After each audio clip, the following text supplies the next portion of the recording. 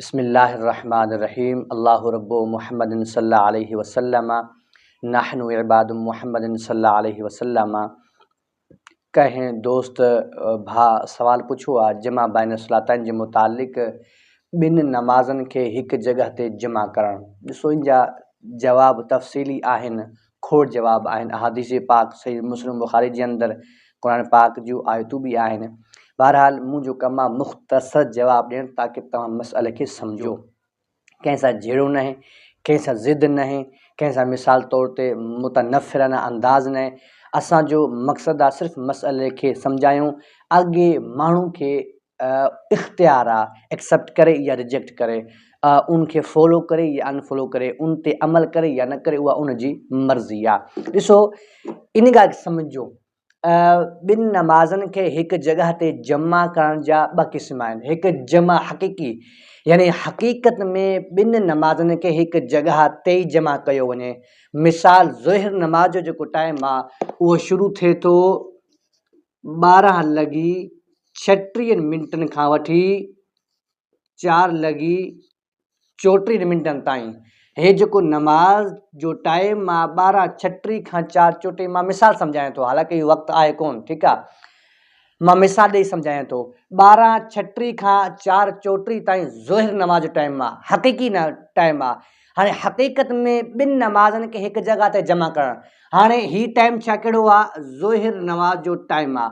हाणे इन ज़ोहर नमाज़ में ॿिनि नमाज़नि खे जमा कयो। मिसाल तौर ते तव्हां इन वक़्त जे अंदरि ज़ोहर खे ऐं असर खे जमा करे पढ़ो, इहो चइबो आहे इनखे जमा हक़ीक़ी। अच्छा, उनखां पोइ अॻिते आहे जमा सूरी। जमा सूरी चइबो आहे ज़ाहिरी तौर ते उन नमाज़ खे पंहिंजे वक़्त ते अदा कयो वञे। हाणे थोरो सूरी जो मां तव्हांखे इहा ॻाल्हि सम्झायां थो, हिन मसइले खे सम्झायो। जमा सूरी कंहिंखे चइबो आहे? जमा सूरी, सूरी जी माना आहे ज़ाहिरी। ज़ाहिरी तौर ते तव्हां नमाज़ खे उन जे वक़्त ते अदा कयो। मिसाल तौर ते हाणे ज़ोहर नमाज़ जो टाइम आहे 12:36 खां वठी शुरू आहे 4:34 ते।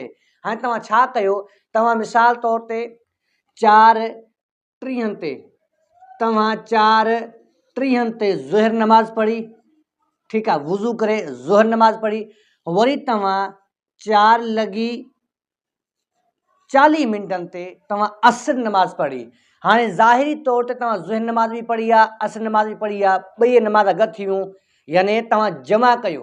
हाणे हीअ जेका जमा आहे इहा जाइज़ आहे।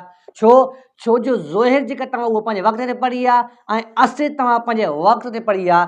ज़ोहर खे मुअख़र करे तव्हां उनजे वक़्त में पढ़ियो ऐं असर खे तव्हां मुक़दम करे उनखे पंहिंजे वक़्त ऐं पहिरें वक़्त में पढ़ियो। इनखे चइबो आहे जमा सूरी, जेका बिल्कुलु जाइज़ ऐं दुरुस्त आहे। अॻिते अचो, अॻिते हाणे मिसाल तौर ते जमा हक़ीक़ी जा ॿ क़िस्म आहिनि, हिकु जमा तक़दीम, ॿियो जमा ताख़ीर। जमा तक़दीम मिसाल तौर ते तव्हां ज़ोहर जे वक़्त में असर जी नमाज़ पढ़ी, इनखे चइबो आहे जमा तक़दीम।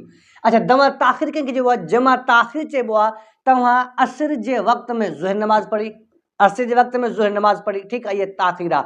हाणे जेका जमा ताख़ीर आहे, तव्हां असर जे वक़्त में ज़ोहर जेका नमाज़ पढ़ंदा हुआ, हाणे उहा ज़ोहर नमाज़ जेका आहे इहा अदा न हूंदी। कहिड़ी नमाज़ हूंदी? इहा क़ज़ा नमाज़ थी वेंदी।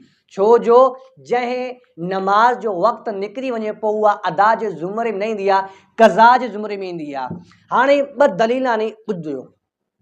हाणे मिसाल तौर ते जमा हक़ीक़ी जे मुतालिक़ इमाम शाफ़ी, इमाम अहमद बिन हंबल ऐं इमाम मालिक, इहे जेके टे इमाम ऐं सलासा जेके इहे चवनि था तव्हां मुसाफ़िर आहियो, उज़र आहे, नमाज़ खे बिल्कुलु जमा करे सघो था।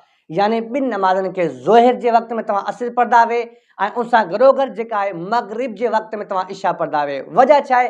वजह हीअ आहे, इमाम शाफ़ी, इमाम मालिक, इमाम आमिर बिन हंबल, मुस्लिम ऐं बुखारी जी हदीस पाक आहे, हज़रत अनस बिन मालिक ऐं हज़रत इब्न अब्बास वारी हदीस पाक छा आहे त नबी पाक अलैहिस्सलातु वस्सलाम उज़ुर ऐं मुसाफ़िरी में ॿिनि नमाज़नि खे जमा कयो। अच्छा, अॻिते इमाम शाफ़ी, इमाम मालिक, इमाम अहमद बिन हंबल आइम्मा सलासा ये छा चवनि था ॾिसो अल्लाह ताला जो वाज़े त हुकुम आहे अल्लाह ताला मुसाफ़िर खे 4 फ़र्ज़नि जी जॻह ते 2 फ़र्ज़ कसर करण जो हुकुम ॾिए थो।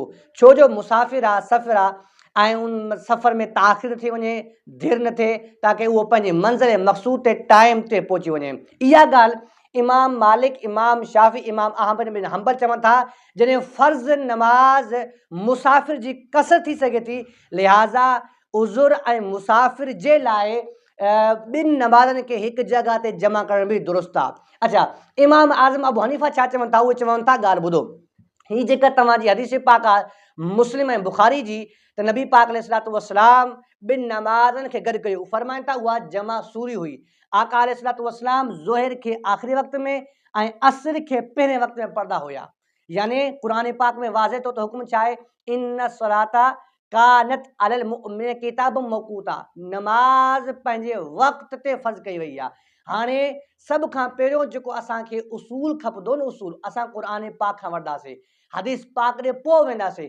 क़ुरान पाक में वाज़े तौर ते आयत मौजूदु आहे नमाज़ पंहिंजे वक़्त ते फ़र्ज़ आहे, त पोइ उनखे वक़्त ते पढ़णो आहे, वक़्त खां पहिरियों नाहे पढ़णो न थींदी। कंहिंजे नज़दीक? इमाम आज़म अबू हनीफ़ा जे नज़दीक।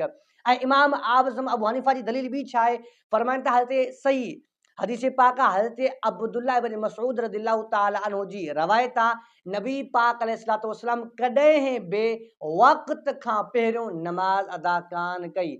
ॿियूं बि रवायत खोड़ आहिनि। बहरहाल मुंहिंजो मक़सदु आहे तव्हांखे मां मसइलो सम्झायां। इमाम आज़म अबू हनीफ़ा जे नज़दीक जमा सूरी जाइज़ आहे, माना ज़ोहिर खे तव्हां आख़िरी वक़्त में पढ़ो ऐं असर खे पहिरें वक़्त में पढ़ो।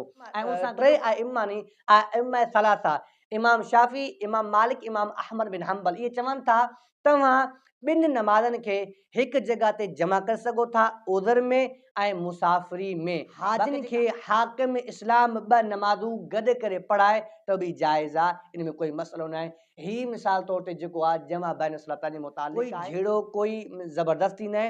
ही जेको मसइलो आहे इहो मुंहिंजो कमु आहे सम्झाइणु। मिसाल तौर ते अगरि कंहिंखे कोई एतिराज़ आहे, इन जी तफ़सील जवाबु 2-2 3-3 कलाक जो इन ते लेक्चर थी सघे थो। छो जो जॾहिं इंसानु दलाइल ॾींदो आहे त पोइ उन दलाइल सां गॾोगॾु अॻे खे मिसाल मुतमइन बि करिणो पवंदो आहे। पर बहरहाल हिते मुंहिंजो मक़सदु आहे मां तव्हांखे सिर्फ़ु मसइले जी जेका नोइयत आहे मां उनखे सम्झायां। अल्लाह जी बारगाह में दुआ आहे अल्लाह ताला पहिरियों मूंखे पोइ तव्हांखे अमल जी तौफ़ीक़ अता फ़रमाए।